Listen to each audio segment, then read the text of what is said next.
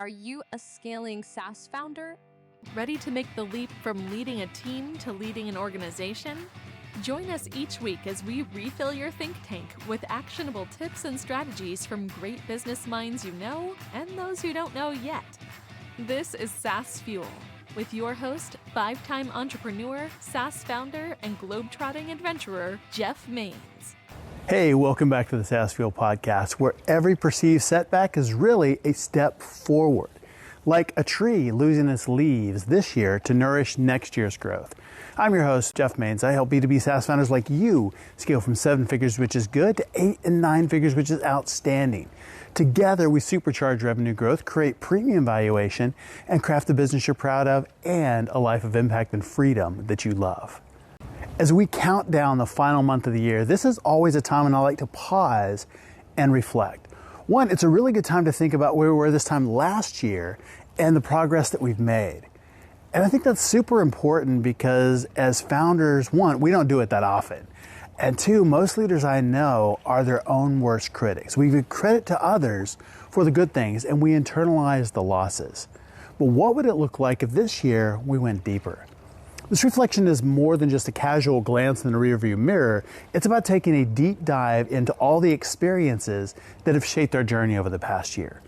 I'll share a little framework that we walk our clients through, and this is kind of a condensed version, so see how it fits for you. First, we want to count the change. Celebrating our wins is crucial. These victories, big or small, are not just achievements. They're proof of our capabilities, our drive, and our potential. They fuel our confidence and stoke the fire for future endeavors. But it's not just about the win itself. It's about understanding the how and the why. What strategies worked? What strengths do we have? And which ones did we leverage? Acknowledging these factors helps ensure that our future efforts are not just wild shots in the dark, but well-aimed arrows that hit the mark every time. So reflect and take a minute to enjoy the growth. Pat yourself on the back. I mean, it may feel weird to celebrate those, but it's healthy. It primes the mind for the next challenge and the next victory. And as you do this, I'm sure your inner critic is reminding you about what didn't go as planned. Yeah, someone said the other day, it was not reminding, it's raging. And maybe dial that back a little bit. But number two is we do want to learn from losses, the missteps, the near misses. They're invaluable lessons, not just setbacks, but what can they teach us? Maybe it's about refining our approach, improving processes, or perhaps a lesson in resilience. The goal isn't to brood over these moments, but to use them as stepping stones. As we dissect the experiences, we find ways to work not just harder, but smarter. Number three is to uplevel yourself and your team. We want to convert that thinking and reflection into actionable insights.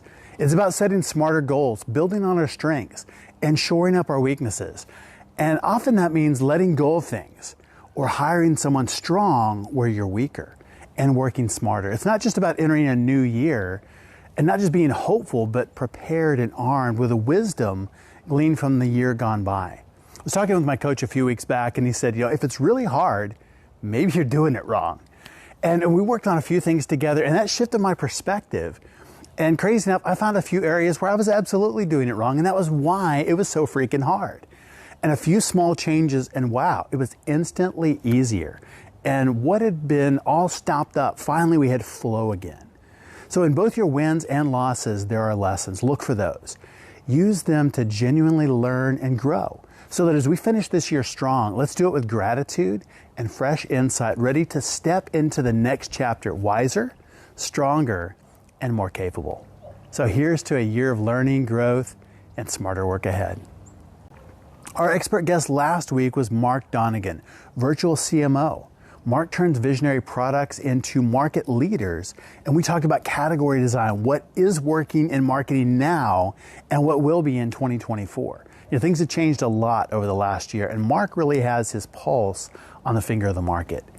And our founder last Tuesday was Andrew Swiler, CEO of Lanteria and strategic maestro in the HR tech world. Andrew is transforming HRMS with his visionary leadership and innovating employee engagement solutions. If you missed either of those episodes, go back and give them a listen. Did you hear that fish? That was pretty cool. My guest today is someone you may probably follow on LinkedIn, and if not, you should. Adam Robinson is the founder and CEO of retention.com. I mean, is there a better name for a SaaS company than that? That's awesome. Most of the traffic to your site is invisible, and retention.com makes them visible. They did it in a huge way for e-commerce, and now what they're doing in B2B SaaS is revolutionary. He's a guy that has built in public, Bootstrap, which of course I love, to 20 million ARR. Welcome an awesome guy and incredible founder, Adam Robinson. Hey Adam, welcome to SaaS Fuel. Hey, thanks for having me. I'm excited, Joe. Well, tell me a little bit about the story behind retention.com. I mean, it is a total game changer for direct-to-consumer brands. I mean, how'd you come up with that? So it's actually my second SaaS startup. My first one, my first SaaS startup was my second career. I had a first career as a credit default swap trader. I worked at Lehman Brothers, the now defunct investment bank. I did that for 9 years, and it was great. I actually saved a ton of money, which allowed me to bootstrap my first company as a totally inexperienced founder, which was just so painful and expensive. I can't even describe how hard it is. I mean, but like a lot of people don't know, right? Like, I think it's different if you're an engineer or you're a product person or you're in sales to like sort of team up with some co-founders and go for some opportunity. If you're coming from something totally unrelated to any part of starting a startup, good luck. I mean, it's just Expensive lessons there. Yeah, like I just remember this model we made for my first company. Like we had modeled out that we were going to acquire 800 customers in the first month. Right? Like, and like we hadn't acquired 800 customers in the first year, and that's kind of like one of the things that I tell people. It's like, if like you need enough dry powder to make it 10 times longer than you expect, because like, it's not the rule of the house or whatever, that it's going to be 2 or 3 times. It will be like, if this is your first rodeo, it will be 10 times longer than you expect. And the outcome will likely be 1/10 of what you expect or less. Yeah. So if you're still comfortable with those two, governing ideas, and by the way, like, I hope it's sooner, but like my experience and by observing people, it's like, it's not, right? Like when when most people really start seeing this parabolic growth, it's literally after 10 years. And 10 years seems to be around the time that it starts happening for most people. And I just Maybe think we figure some things out in that amount of time. you actually get good at the game, right? Like, I know what I'm good at now, and I am like so much better at what I'm good at than 10 years ago when I was just trying anything desperately. It's just like the first version of the first product I built was way too much. It was terrible. Like we copied somebody else, like all of these things I would literally never do today. But you got to start somewhere, right? So anyway, I had always wanted to be a tech entrepreneur for 2 reasons. One, I had this great mentor at Lehman Brothers who told me, kind of like the crisis happened and everybody kind of got the wind knocked out of their sails. And it was very clear that the job that I had was like, maybe not going away, but like it was going to be a rapidly shrinking environment for like the next several years, regulation, all that, which sucks, by the way. Like being in growth environments is amazing, right? Like that's why you want to be attached to a rocket ship startup, because like the opportunity that will be given to you if you excel in that environment is unbelievable. The opposite is true with shrinking environments. It's miserable. Everyone's getting fired and you're getting paid less. Like you're trying to figure out how to survive rather than thrive. It just sucks. So my first roommates in New York started Vimeo in the apartment that I was living in them with, this video sharing website that's now a public company. Very cool. Yeah, we use so them. I like watched that, and I wanted to do that. I wanted to start. I was actually this is this like big loft in Tribeca, and I just stayed living there because it was such a cool place. I wanted to start a startup in that apartment. Like that was what I wanted to do. And this mentor at Lehman told me, he's like, look, this skill set you had from the last 10 years, it's not going to help you. Like we're all going to work till we're like 100 probably. Like the idea of retirement is just weird. Like I think we're evolving past that. We're going to live longer, whatever. You know, think about the skill set for your next 60 years or 70 years rather than the last 10. And it was just no question to me that learning how to operate in the internet was the answer. But there wasn't even a close second, right? It was like Yeah. the skill set of the next, just sort of Jeff Bezos, we're in inning one, like, and, but like, what do you do, right? Well, I mean, literally, that's the hardest question. It's like, I think it's analogous, and I'm sure there's not many artists listening to this, but there's this amazing book that this incredible music producer called Rick Rubin wrote called The Creative Act. You should read it. There are a lot of similarities between creating art and creating businesses. They're both creative 100%. acts. Yeah. And I think the more sophisticated the work of art becomes, the more it actually looks like a company. Like erecting a beautiful skyscraper in Manhattan probably looks a lot like a startup. I don't know. It might. It looks a lot like a company to some effect, but like, Sure. you painting by numbers does not. But like, this book's amazing. And when you're sitting there with infinite opportunity in front of you, choosing the direction to go in is literally the hardest part, in my opinion. Like, Yeah. what advice would I give someone leaving finance today? So I left finance when I was like 30. I'm now 43. I don't know. What would I tell a 30-year-old to do who is like, I'm sick of finance, I want to get into tech? I have no idea. Uh, I would say something totally different than I did probably. I would say, try to become a master at the craft of sales or product. Maybe not engineering. I don't know. I just think engineer. Maybe if you're very inclined to like code or whatever, learn how to manage engineers or something like that.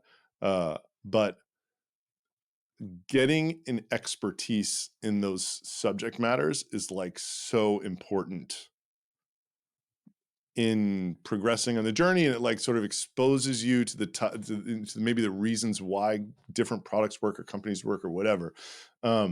But man, I mean, just starting from zero, it's just so hard. The lessons are so expensive. Like, it's like you want to learn the lessons on someone Right. else's dime, I think, if you can, right? Like, Yeah. Absolutely. so yeah. Um, anyway, I quit finance. I had this other pseudo mentor that while he had his finance job, he like had these like 5 or 6 investments that he was always managing, and his life looked really cool. And like one of them worked 20 years ago. So everybody thought he was like, incredible. He sold his hog farm for $10 million on the side or whatever. And I was like, I'm going to do that as a 30-year-old who knew nothing about anything. Like, it's so weird to say this, but like trading corporate bonds and derivatives has literally nothing to do with there is no education that you get about business from that, but you think you Sure. have it. Like it's just not that. It's like you're looking to like buy something cheap and sell it higher when like people are either scared or greedy or whatever. It's like, and like you kind of need to understand, you think you understand the fundamentals of these businesses, but you don't. It's like, it's just so different. But I thought I could do this because this guy was like doing it. And then I like kind of invested a lot of money in some stuff, and like I started some companies with some people who also had no idea what they're doing, because who would start something with me if they did? No one, which is another problem, right? Like I have a friend who left finance, and he had this idea to like make this, he was an investor, and he's like, I want to make this portfolio which like looks back on successful research analysts and takes their picks going forward, if that makes sense. So it's like, who made the best calls? We're going to use their picks. And he's like, I was like, well, talk to my CTO who like went to Stanford and, was an All-American swimmer also, and just is like a type of person that like, he's the reason that I am successful at this. Right. Like, Sure. and he gets off the phone and he's like, how do I find a guy like that? And I'm like, you can't. because he's working with people like me. You Yeah. know, like it's just impossible. It's like he's like, well, how did you build your first site? I'm like, well, I got it built in India, and it was a complete disaster. You know, but like Yeah. I don't. But like, how else do you know? uh, So, and I think getting a job before and building some credibility within whatever space, like it would make it easier for you to partner with someone who was a great tech person, for example, or vice versa, right? Like, um, yeah, there's all sorts of problems of the first time entrepreneur that are like borderline insurmountable. But it's like Jason Lemkin has this. Maybe I think it's Lemkin. It's like 0 to 1, impossible. 1 to 5, like improbable. 5 to 10, Right. whatever, and then 10 to 100, inevitable, right? Like, Right. Right. um, yeah, it's and I that's like you look at what people have to overcome to start, and SaaS is so hard too because like in most cases I have observed when you start a SaaS, you just have to like sell it in the beginning to whoever's willing to pay you. You have all these hypotheses about like who the ideal customer profile is, and like you want to like charge more or whatever. But like at the end of the day, my observation is most people start with a very low price and then they work their way up market as they like figure out their ideal customer profile and who they can provide a lot of value Yeah. to, and they their brand gets better, right? Like all sorts of things happen that allow them to move up market, and then you kind of have to move up market if you want to grow the value of your business for a lot of reasons, right? Like the churn's lower, it's just easy, in some ways easier to sell somebody paying you $50,000 a year than $500 a year. Like there's a lot of reasons. So uh, you start there, but like paying people salaries when you're collecting $9 per subscriber, it's impossible, right? Like, I mean, Yeah. Hard how do place you? to be. Yeah, it's like sad, and that's what I think makes SaaS so hard. And when I started, like back in 2014, some of the great SaaS companies, they started from agencies that were like paying the bills, and then they had built this tech for their agency. Like Mailchimp is a great example. Right. Mailchimp started as a web dev agency, and they built this mail sending tool for one of their customers, and then people wanted it. And they like for a year or two, they kept the agency running to like fund growing this SMB SaaS tool to where they could actually, support their own lives with it. But like, yeah, it's hard. It's maybe not as hard as Elon Musk sending people to Mars at the same time that he's like, revolutionizing the car industry or whatever. But Right. like, it's much more difficult than like running a little consulting business. Like my wife has a PR firm where she has 5 to 10 clients at a time, and she does PR for them, and she's got a few employees, and it's like an agency business. Like that's like, if I were giving someone another type of advice, I would say start there. It's like get a job first, get some skills, then figure out how to run a consulting business where you're collecting money from people and you're like delivering a good product to them and driving value. And then it's like, if you want to bite off this SaaS thing, go for it. But man, it's not an easy game. There's so much working against you. Sure. So how did you develop the skills? I mean, you said, you saw that there's a skill that you needed. How did you develop that? Or did you find other people around you to build a team with, or both? So originally, man, I got really lucky with my CTO. He after the India fiasco, this guy, my brother actually went to Stanford also, and he swam with this guy Tate Blanick, who's been my partner for 13 years and all this stuff. And um, Tate like was working for this insurance company, like hated working for the man, and he just like wanted some job where he could make a couple $100,000 a year and not report to anybody. And so Pretty he sweet he deal. stepped in. He stepped in. He saw this like rat's nest that this Indian dev shop had made us, and was just like, "I'm starting over." And that's how I found Not him. what you want to hear as a founder, though. It's devastating, Yeah, at the time, it's devastating. right? Like, Probably the right like move. I say this, yeah, it's just, it was the right move for sure. I mean, Yeah. the right move would have been to never do anything, it's like, but Yeah. like, I say to say, it's like, if I were looking at the same opportunity as my first startup today, there's absolutely no way I would pursue it. Knowing what I know now, right? Like, Yeah. I kind of have so like that was a product where we were basically picking up breadcrumbs. It was in the email newsletter space. So Constant Contact was the first email newsletter app to very small business. They were selling to Main Street, basically. Mailchimp came along and crushed them with this like big freemium plan that they had.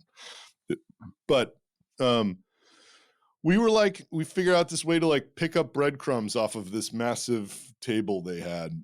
And the problem is, like, you can do that, but it topped out at a few million in revenue, and it was just, the space was like incredibly difficult to grow because it was hyper competitive.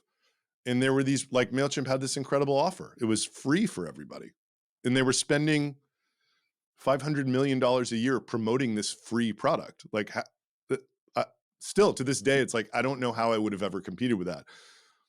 I think two people did an okay job. Klaviyo did an unbelievable job just owning Shopify. They were just like, we are going to be so much better than Mailchimp for Shopify. We're going to charge double. And now they're worth $10 billion. Yeah. Incredible execution. Because the game had already been won by Mailchimp, and Klaviyo came along and won it again. So I'm not saying it's impossible. It's just I wasn't able to do it.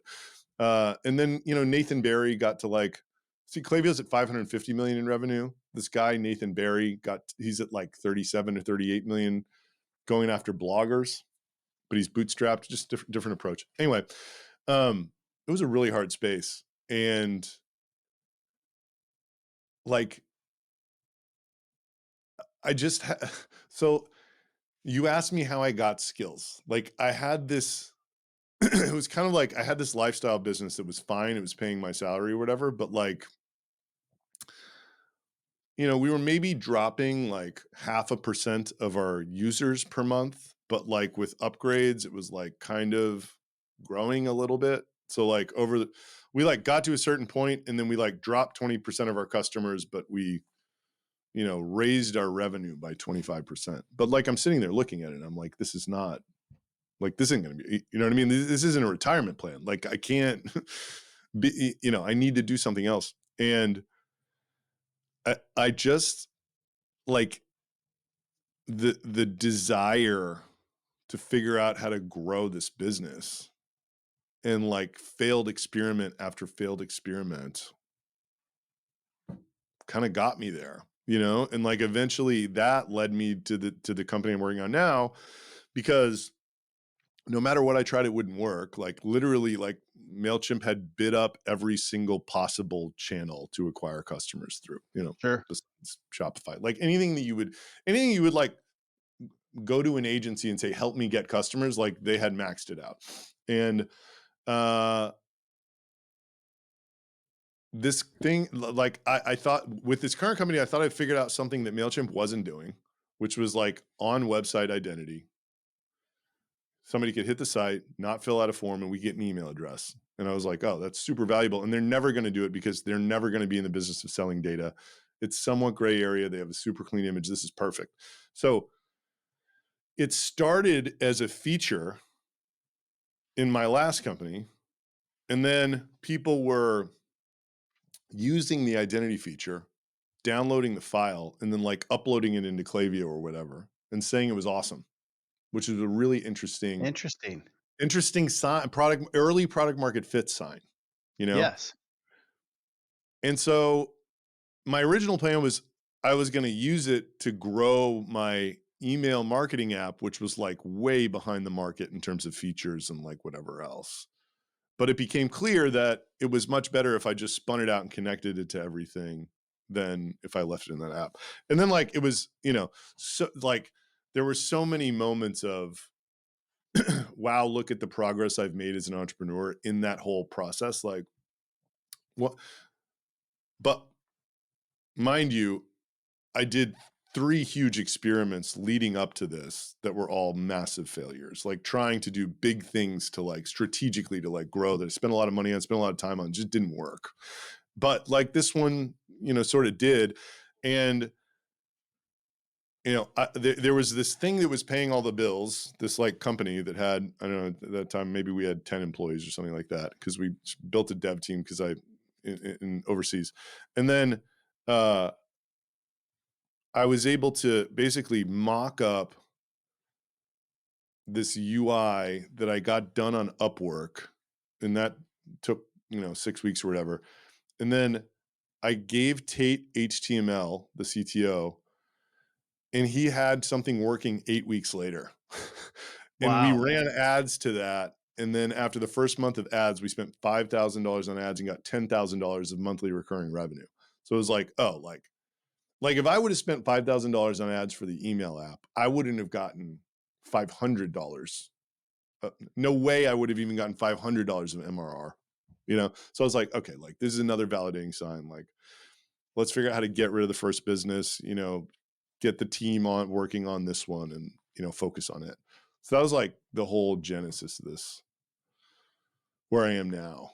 And I'm about to kind of do it again. Like we sell to primarily big Shopify stores right now, this identity product. It helps them grow their email list. It helps them, with abandonment emails or whatever. And then, so like that business, it's 22 million ARR after 4 years, 25% EBITDA margin. It's really nice business, team of 55 or whatever.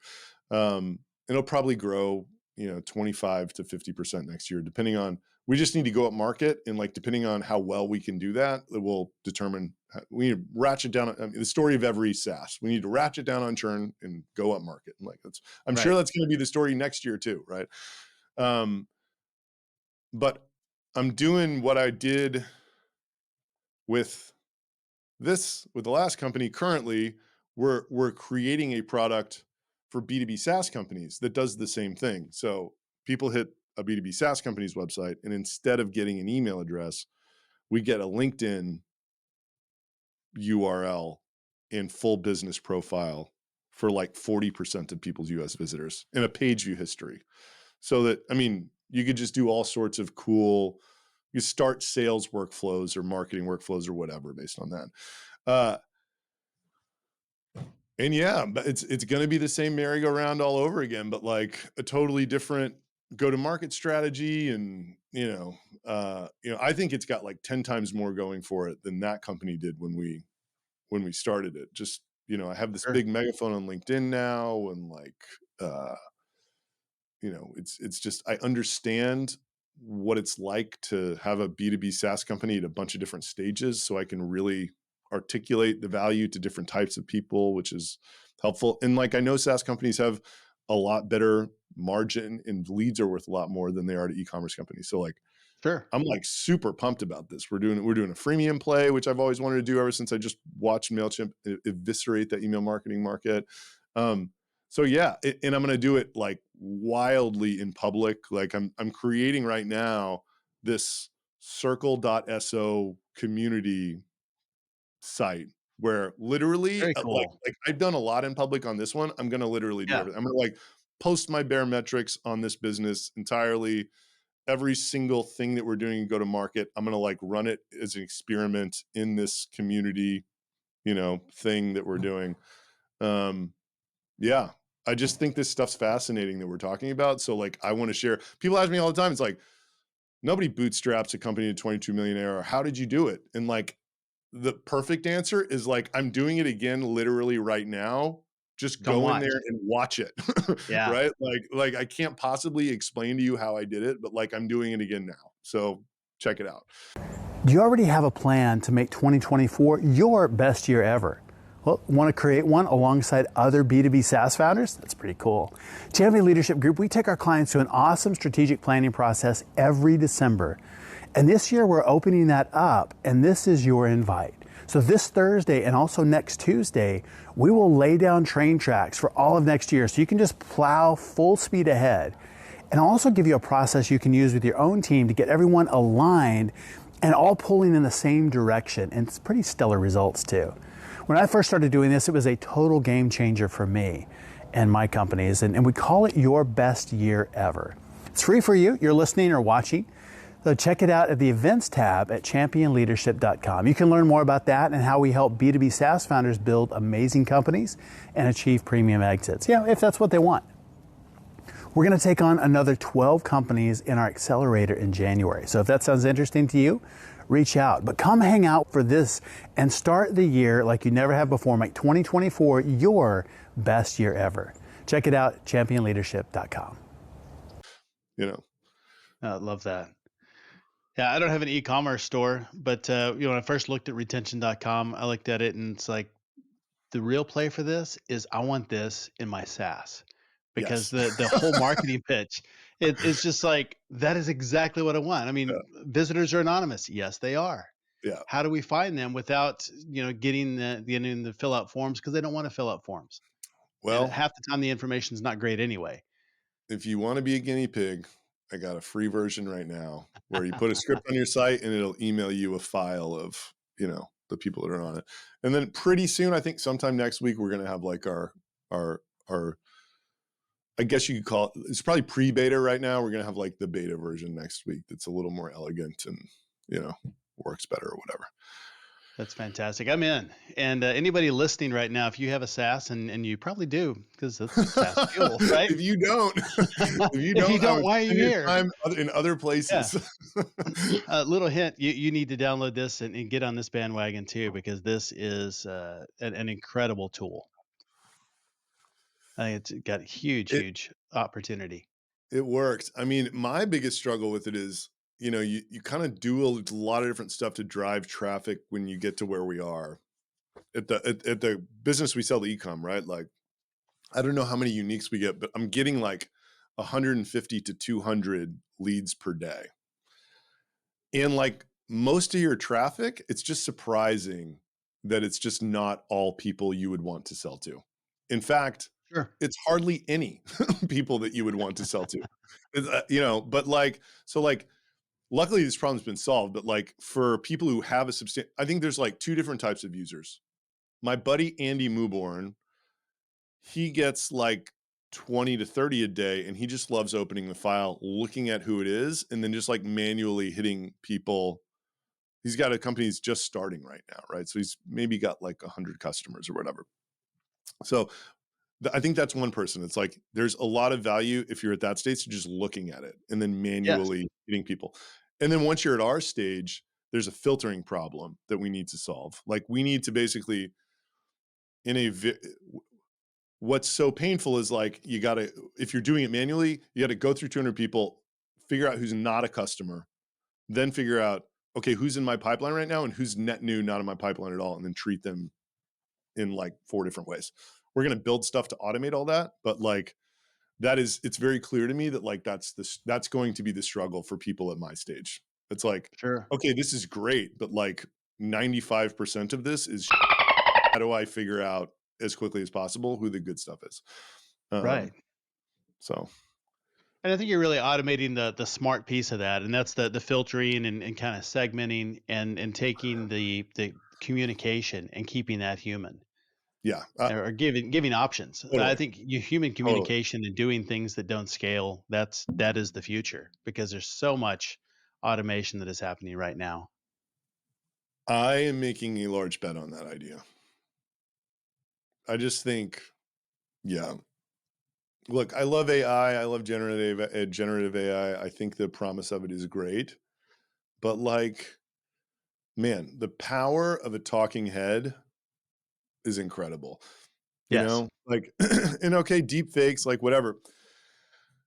My view on this, and again, I could be completely wrong, is that like, AI is incredible at creating more of what is already there. Yes. But the best art, which this is art, in my opinion, like what we are doing is like, we are doing it for some purpose. Like, we are creating media, whatever. The best art has not yet been created. And AI is sort of nowhere with that, like, because there's no basis for it. Maybe it'll get that good. I don't know. We'll see. But yeah, I'm trying to make, so really what, like I said before, like if you go through my LinkedIn, like I made a reality TV show, which was really going way too far. It was expensive. I think it's a great product that this team created for me. And it was just shocking how little of my actual time it took. But like you can sort of chronicle this journey that I went on of going from, or I chronicled it. We were like 7 employees 14 months ago. We hired 50 people in 60 days and then just got like whipsawed on this like euphoria and like, oh shit, like the economy turned, we got the TAM wrong. Like we got way too many salespeople, like shit. It was like, this Panic at the Disco, disillusionment troughed. And then, whatever, back to this period, this state of optimism we're in right now. I think that's too far, but like, even like, I'm spending a lot of time on LinkedIn. I was before, but now it's like with the B2B SaaS community, it's like where they are. It's where these revenue leaders are, marketers and salespeople. And like, I look at this guy, Chris Walker's stuff, who you may or may not know who he is. Sure. He is the only example of someone who I see consistently put their face out there in tandem with these like big, heavy, super valuable posts. And that's powerful. It's like, it's hard to look at someone talking about something intelligent over and over and over again and not start to have their status Right. elevate in your mind, right? And like, I don't see anybody else doing that. And the reason I want to do it is because I fell in this guy's info product funnel at one point in a really funny way. But like, he was a guy who started Big Commerce. His name was Mitch Harper. And like, I bought his courses and then I was like, oh, this guy knows what he's talking about. I like watched 10 courses. I watched 50 hours of this guy on video. And then I'm like, I need this guy as a one-on-one coach because he knows what, which like, whatever, like no one knows how to fix your problem, right? That's what I now know. Yeah. But like at that time, when you're stuck, it's like I just felt like all of these people who were ahead of me knew they had something in their brains that could get me unstuck. So I'm like, man, this guy needs to be my one-on-one coach. I reach out to the guy, get a hold of him. I'm on a meeting with the guy, kind of like this, but not a podcast. And like, I feel it was just this incredible sensation I had where I felt like I knew every single detail about this guy's life, where he vacationed, what his wife was like, who his friends are, what he liked to do. And he was talking to me like I was a fucking stranger, And it was this like,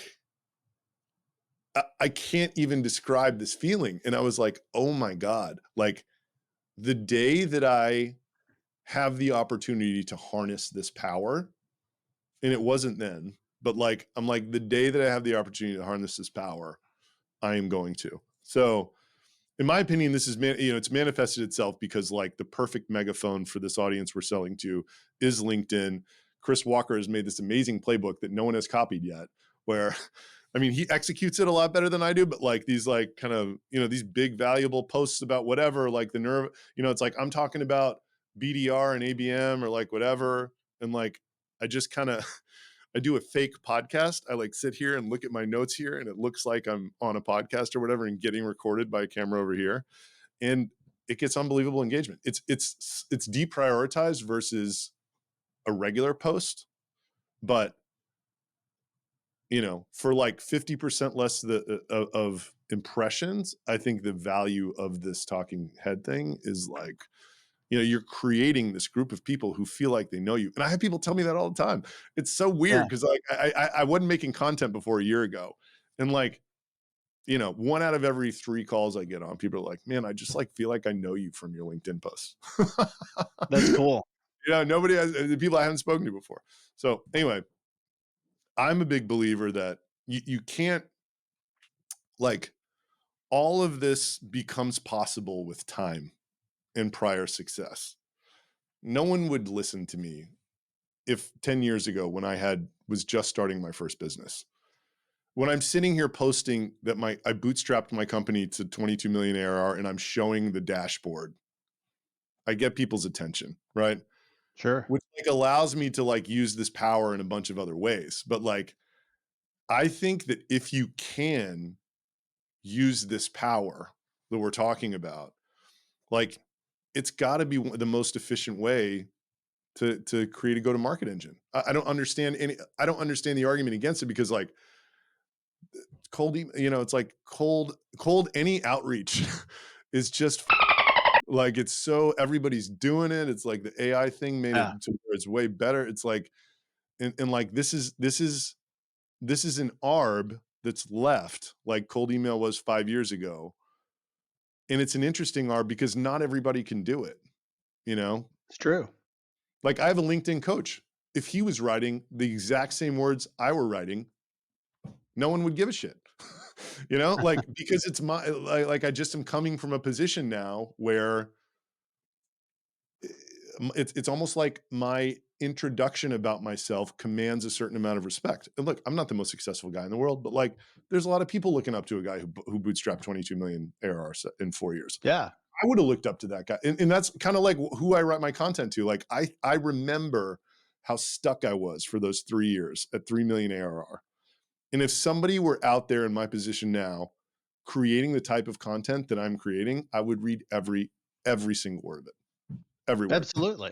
I would stalk myself on podcasts. I would listen to this. I would listen to everyone. I would try to get every word out of me that I possibly could, which is like kind of motivating my go to market. It's selfish too. I think it's the right way to do it, but it's like motivating me to share even more about this next journey. You know, It's a lot of fun. Yeah, I think LinkedIn is a great platform. I wish they did more promotion of video. It seems like some of the posts get more engagement than for video, where sure. some of the There other is absolutely platforms, no it's question about it. opposite. Yeah. Yeah. It's But strange that that is what they've decided, but yeah, I still think it's worth for me. That like this is the gamble that I'm making. I look at Chris Walker and like I can just I think back to this experience I had with this business coach, and I'm like, this guy is doing this to like thousands of people, right? There are thousands of yeah, people, senior marketers who just think he's a genius.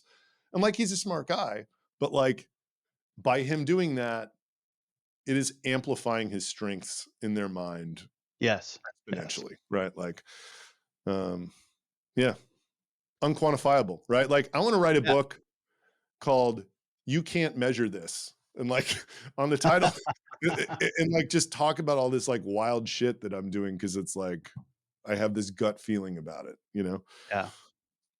Well, even you really committed to video, doing $1 billion challenge, and what sparked that, and then what's the future of it? Is that something that will continue, or where do you see that going? So definitely the what originally sparked it was what I told you about, like this idea Yeah. that you know if you could give people media to consume about you, it would just have this power that like you you don't appreciate unless you're in a situation like I was in with that guy, right? Like, um, and I was in a weird like I read this book that I would highly recommend everybody read called Founder Brand.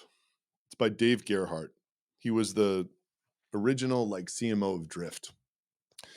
And it's just this perfectly laid out argument for why you should create personal brand if you're the founder of a company. And like the problem that I had with the argument, like, and I wrestled with this for a long time. I didn't really figure it out until like a year in. This issue that I had was we were selling to e-commerce stores, but I wasn't an e-commerce guy in any way. Like I'd never started a Shopify store. I know one thing about e-commerce, literally one thing. I know how to expand audiences that you reach over email.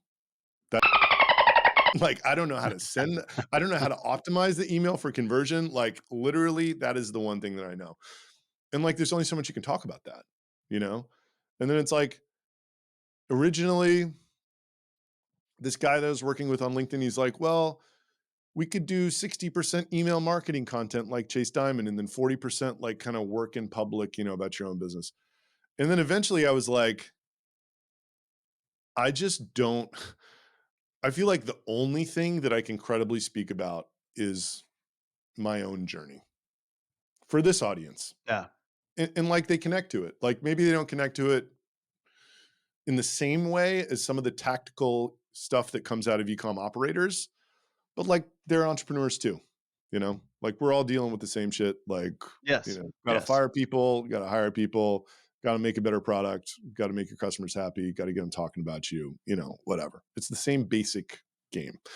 So then it's like, okay, I had really taken on an audacious goal, which was unreasonable, but like it was kind of a sign of the times. Like it's hard to even think back at what the end of last year was like, but it was like the last gasp of COVID euphoria.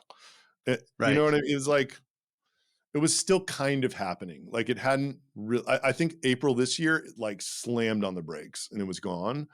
But like sharing an office with these guys who started Jasper AI, and they like went from 0 to $1.5 billion valuation where they like took a bunch of secondary off in 14 months.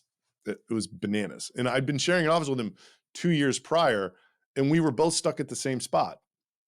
So, I kind of watched that happen and I was like, maybe I should go for it too. Cause I was running this like really lean, really, profitable, like bootstrapped company or whatever, which by the way, I still advocate for, but I Yeah. deviated for a moment. Thank God I didn't raise any money, but like, I was like, we're going to try to crush this thing and plow it all back in or whatever. So I got this operator to come on board and, I thought we had what, I kind of misjudged the TAM a little bit that we were going after. And I was like, man, in this Shopify audience, there is a unicorn. Like look at Klaviyo, look at Yapo, look at Gorgeous, look at whatever. And we just went for it. And I thought that, creating media about the actual journey of doing that and like being in the middle of it all was compelling. I haven't really distributed it well, like because LinkedIn was kind of the way, the place we started, and Yeah. it's I don't know, it's not really contextualized for YouTube very well. Like I had this other struggle, yeah. So it's like I can make a talking head video and it'll get watched for 40,000 minutes. I make this incredible $1 billion challenge episode and it gets watched for 4,000 minutes, right? Like, and that's all contextualization for the platform you're on, right? So like Yeah. I didn't really nail that, but like there's 2 seasons of it. I think it's just a really honest look at like the good and bad of what it's like to like be in my position, going through something like that. I'm going to make another season probably in a year once this B2B product plays out. But like it got to the point where we just like the story was, they'd be like, what's going on this week? I'm like, well, I mean, the same shit that was going on Same last as week. last week. Yeah, it's like I'm kind of trying to ratchet down on churn, go up market, and then I'm trying to like push this B2B thing forward. It's like that's what you're going to hear from me for the next 6 months, Yeah. and then something will either happen or not, right? Like, so yeah, that's kind of the story of that. I've never really seen anything like it, which is why I was drawn to it, and Sure. I think I just lucked out with this girl named Christy Ellington who I got connected to make it. And she like is really, really good at this. Like she just did a great job. So basically the format was she interviewed me once a week on Monday morning. And then John, who's our full-time videographer now, he would travel with me when I went to trade shows or whatever. And then we do like one other shoot for like an hour every 2 weeks. So like not invasive at all. And then over the course of 8 months, she would put together like 8 different story arcs that weren't sequential, but they happened over that 8 months. And then it like Right. kind of fits nicely into this narrative. And I think it's awesome. It's been a really interesting time in my life, and it chronicled it all, Um, and I think there's enough good media there that at some point somebody could build an audience for it on YouTube or whatever if they wanted to, chop it into shorts and go whatever. But like, it's just, I don't know. That's the whole thing there. I wouldn't recommend doing it necessarily because it's just, I think the right team, it's like, even if you had the money to do it, it's like, think $5,000 an episode for like a 10-minute show of that quality. Yeah. Even if you had the money to do it, getting the right team is just like, I just lucked out. I have no idea how to hire somebody to make a show about me, right? Like, That's a hard thing to do. And to have that story arc. I mean, that's the key, I to mean, this the whole girl is thing. she's amazing. Like, people watch this and they're just like, I don't, this is crazy how good this is relative to other business content, you know? And it is. I'm not just saying that because it's me. It's like so wild that like we have this media asset about this. And we're certainly not using it the right way, but yeah, that's what that's all about, and I'm trying to, there's a saying that every company is a media company. I don't believe that, but I believe that we are. Like, I look at what's happening on my Yeah. LinkedIn. I look at the fact that we can create something like this $1 billion challenge thing. And I think that, like, when I think about like, what's the moat to our Shopify or to our e-com product, I think our moat is actually creating a media brand that creates the perception that we are much larger than we are and that we're always doing cool stuff. And like makes people, sort of, I think that legitimately is like the thing that, some new entrant in doing what we're doing is not going to be able to do. Right. That I know that we can, so yeah, these are like the non-AI bets that I'm making that are like literally impossible to measure at all. But like, I think based on my experience, I like have these gut feelings that it's the right stuff to be doing, and we can afford it, which is, critical. It's like, Yes. if you need a certain amount of, play money to be doing stuff like this, Well, that's smart. And it's not something where you're betting the entire company, on this series Oh is yeah, going to go viral. Because we've totally. seen that as Yeah. well. I mean, big bets and they don't pay off and a good company disappears because, something bad happened. Yeah. I mean, my philosophy on this stuff, and I've done a bunch. So like, we're kind of running out of time here, but like, the smartest way I thought I ever used video was when I started, this company used to be called Get Emails. And I was like, okay, we're 6 people on our laptops. We don't have an office. And when I describe to you a 1-sentence description of what we do, you immediately think, this person's stealing my data. They're sketchy, right? Like, it's just the nature of what we do, right? So I'm like, Right. how do I somehow humanize this? Because that's going to be the only way people will be comfortable doing it. Like, if they see friendly looking people and like you build trust, right? I was like, Right. through transparency, there's no other way I'm going to get people to like adopt this in mass. So I tried to find this on the Wayback Machine a couple days ago, and I couldn't because they weren't picking up the nav. But on the nav, I had podcast as a link. And a lot of people's behavior on websites is they just click all the nav links. Like, it's weird. Yeah. It's like, that's the thing that people sometimes do. So if you click the nav link, it would bring up this YouTube playlist of me and my wife sitting in what was the Jasper office. They used to be called Proof. It was a badass office. They had this sick podcast setup that just looked super legit. And like, their employees were like walking around in the background, right? So it looked like we were this like venture back startup, Very right? cool. Yeah. And like, I just answered the sales objection questions, 1 per episode. That was like 5 minutes long. It had a music intro. I was like, all right. So everybody, I had my wife asking me questions, right? It was like, everybody's always asked, like, how is this legal? And then I'm like, do that. And this, the next one's like, second question everybody always asks, how does this work? Right? So it was amazing because not only were people just like nurturing themselves down this funnel, answering the questions in advance that we knew that they would have. When people would email the questions in, they'd respond with one of these videos. The salespeople would, That's So it's like, fantastic. yeah. Yeah. So it's just so powerful, and like, this is the kind of stuff that I like want to write in this book. You can't measure this. That I'm going to try to like document like as much as I'm going to do something similar for this like B2B thing.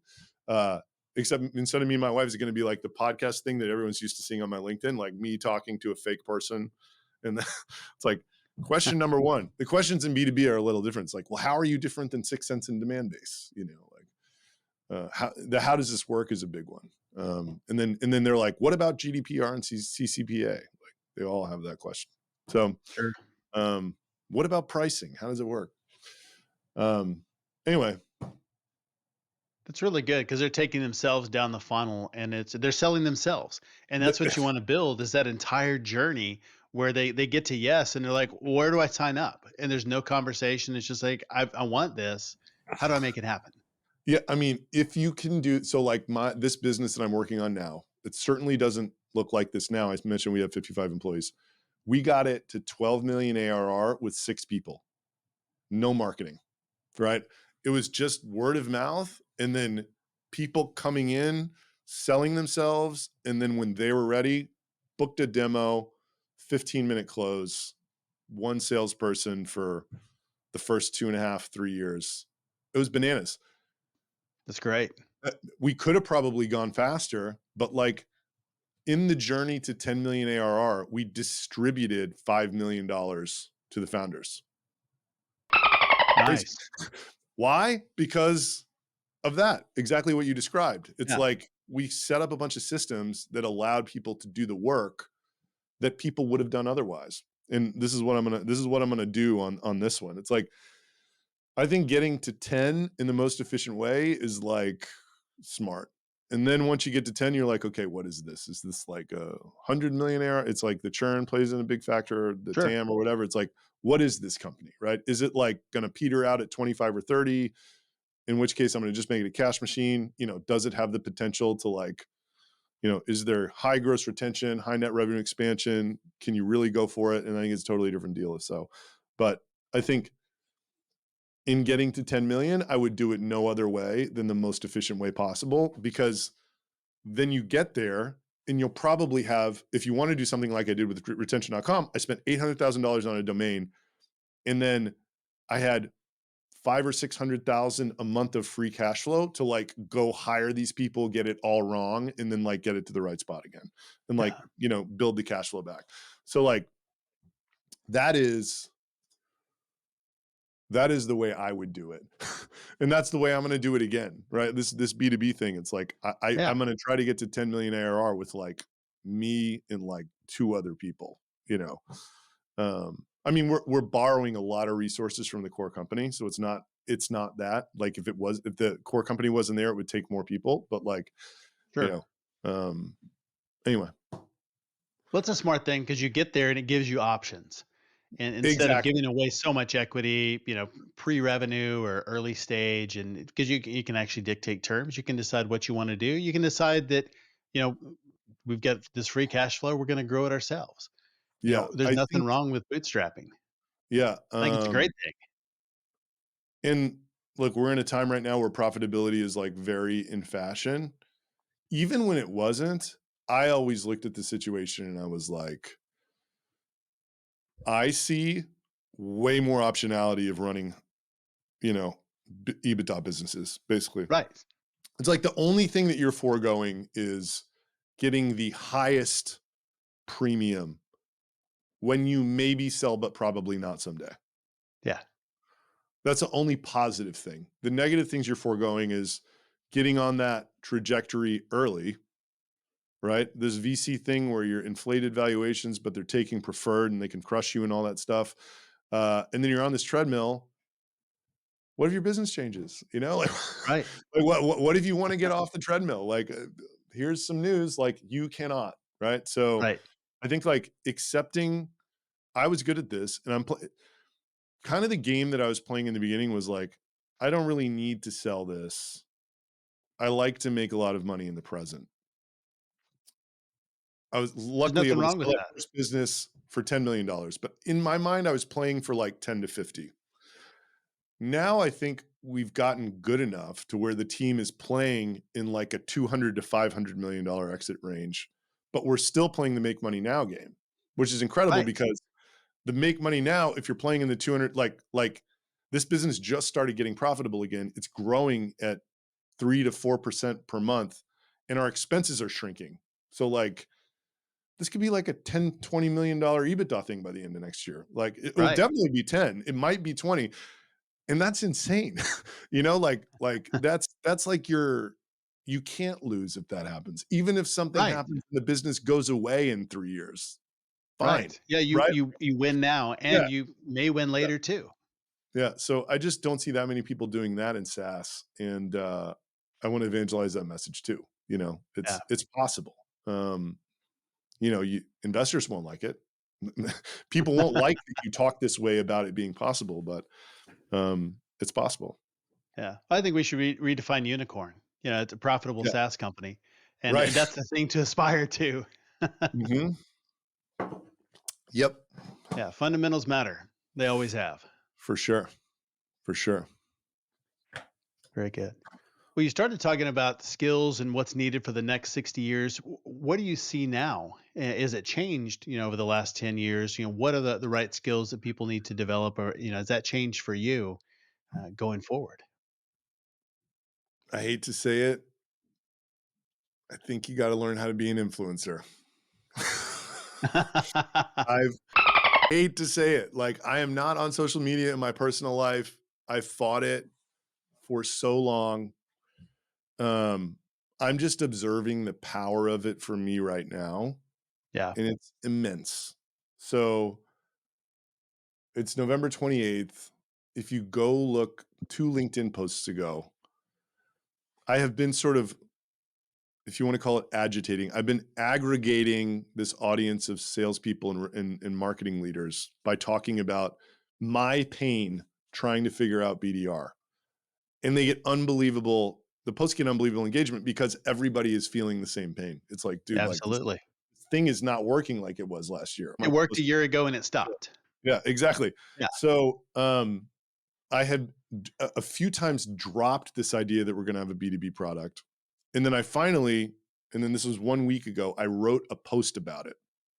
And the headline was, over the last 2 weeks, I've spoken with 25 plus founders, which is true, and marketers and sales leaders about 6 cents in demand-based. Why? And it literally is an advertisement for what I'm about to launch in 2 weeks. Straight up. It is nothing. It is a hoard out post. That is all it talks about. There's 630 likes and 298 comments. that's The awesome. call to action at the end of it was DM me if you want to try it. I got over 100 people saying I want to try it.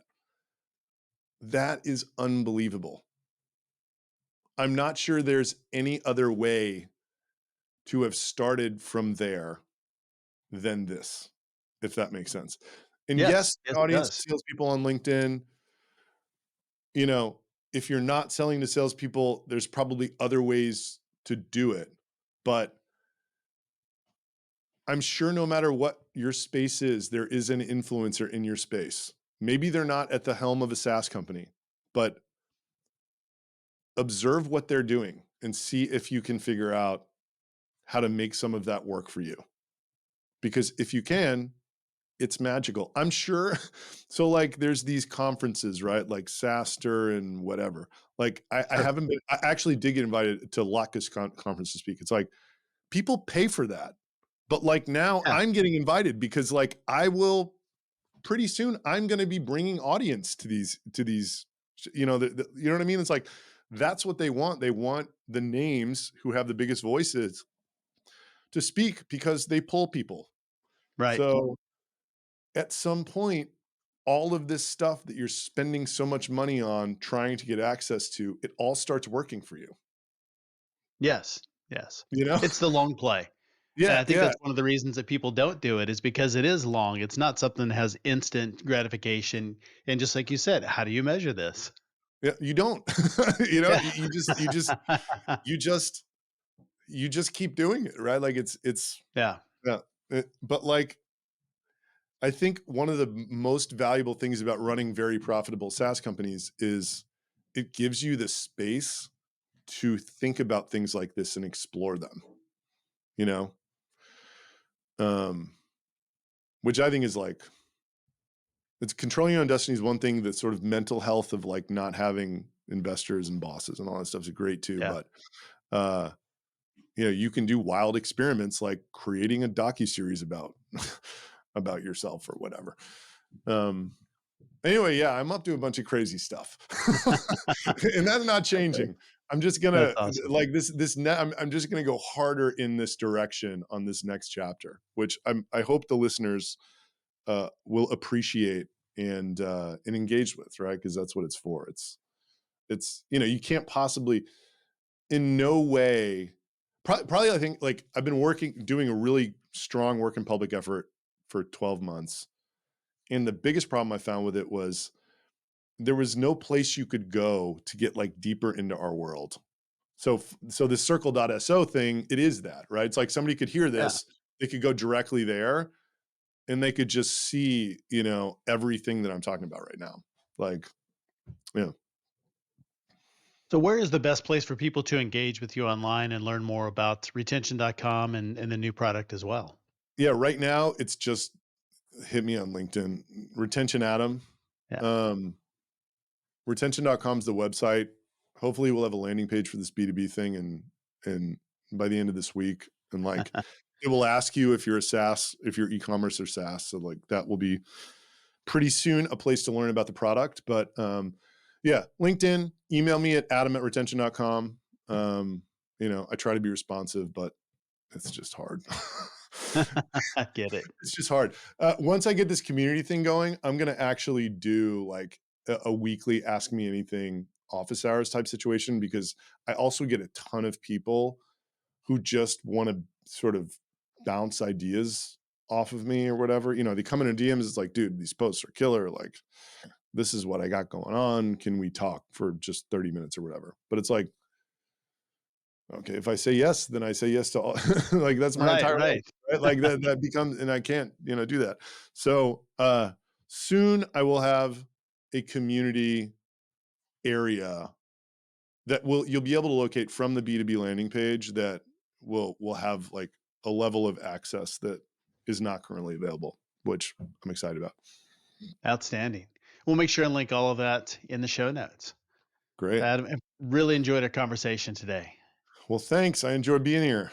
Yeah, thanks for being on SaaS Fuel. Welcome. Thanks again, Adam, for coming on the show and sharing your journey and insights. Check out the show notes for a link to sign up for the beta of their new offering for B2B SaaS. You can learn more about Adam and retention.com, of course, at retention.com. And if you aren't following Adam on LinkedIn, why not? Go do that. He posts great information, and it is fascinating to watch him build in public. Everything we talked about, all links, highlights, resources, full show notes, everything you need is available at saasfuel.com. Episodes are even more fun on YouTube. Full shows, shorts, training, outtakes, fish jumping in the water maybe. So please subscribe and follow us there. And everyone who subscribes this week gets a personal growth progress bar. It's a digital frame. Maybe we'll put it over your head.